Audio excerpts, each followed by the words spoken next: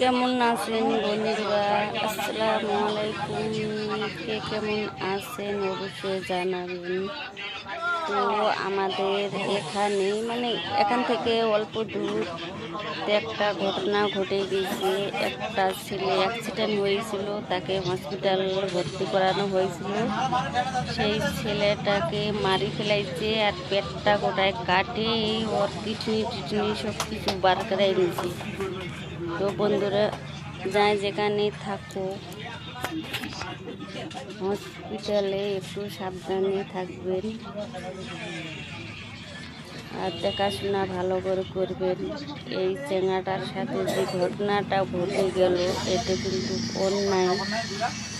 তো যত বাঙালিরা আছে তাদেরকে বলছি ওই হসপিটালে আর কোনো দিনও যাবেন না। কেন? ওটা হচ্ছে মানুষ খাওয়া হসপিটাল, ওখানে জানবুঝ করে মারে ফেলায়।